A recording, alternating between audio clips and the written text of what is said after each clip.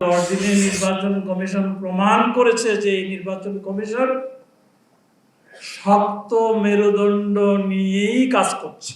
কঠিনভাবে বলছি, দৃঢ়তার সাথে বলছি, আল্লাহর উপর ভরসা রেখে বলছি, এই নির্বাচন কমিশনের মেরুদণ্ড যদি দুর্বল হয়, এই নির্বাচন কমিশনের যদি মেরুদণ্ড না থাকে, তাহলে কোন নির্বাচন কমিশনের কি ধরনের মেরুদণ্ড হবে আমি জানি না, আমি বুঝি না। নির্বাচন কমিশন কারোর প্রতি অনুরাগ বিরাগের বশবর্তী হয়ে কোনো কাজ করে নাই, ভবিষ্যতেও করবে না। সুতরাং এর অংশীদার হিসাবে আপনাদের কাছেও আমাদের অনুরোধ থাকবে, পেশাদারিত্বের সাথে আমরা কাজ করব। আর আজকে এই দিনে নির্বাচন কমিশনের একটা সুযোগ সৃষ্টি করে দিয়েছেন যে আপনাদের একসাথে সারা দেশের নির্বাচন কর্মকর্তাদের পাওয়া, এটি কিন্তু নির্বাচনের আগে আর হবে কিনা মনে হয় হবে না।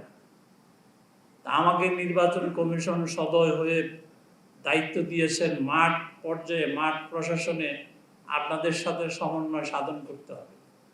এটির সদস্য সচিব আপনাদের আহ্বায়ক। সুতরাং সময়ে সময়ে আপনাদের সাথে আমাদের কথাবার্তা বলতে হবে।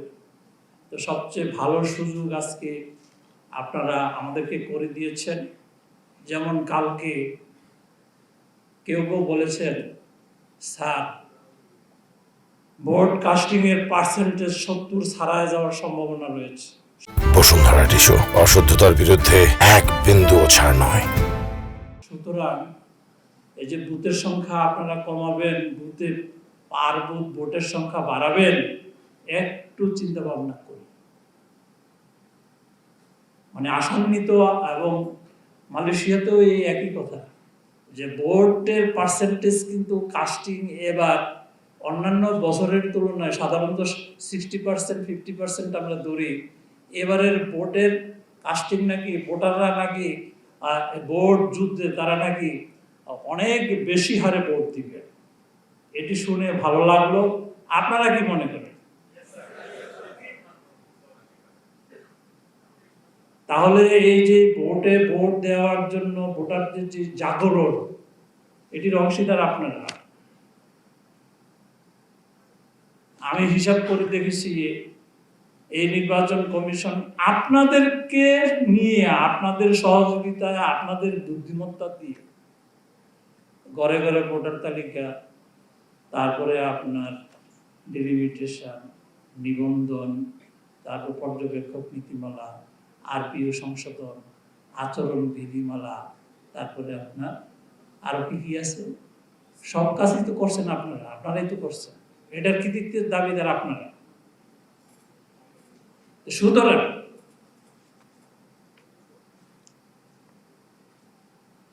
আমি আবার আসছি আপনাদের মধ্যে। মাইনুদ্দিন স্বল্প কথায় তার বক্তব্য উপস্থাপন করেছেন এবং আমি মনে করি আজকের বক্তৃতার এটা মাস্টারপিস।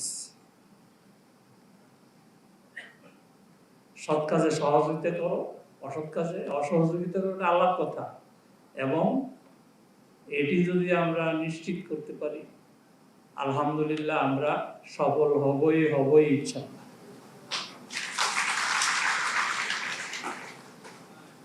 আপনারা মাঝে মাঝে তালি দিয়েছেন, এতে করে মনে হচ্ছে যে আমার কথা শুনছে। সেজন্য সবার প্রতি কৃতজ্ঞতা এবং ধন্যবাদ জানিয়ে আমি আমার বক্তব্য শেষ করছি। আসসালামু আলাইকুম।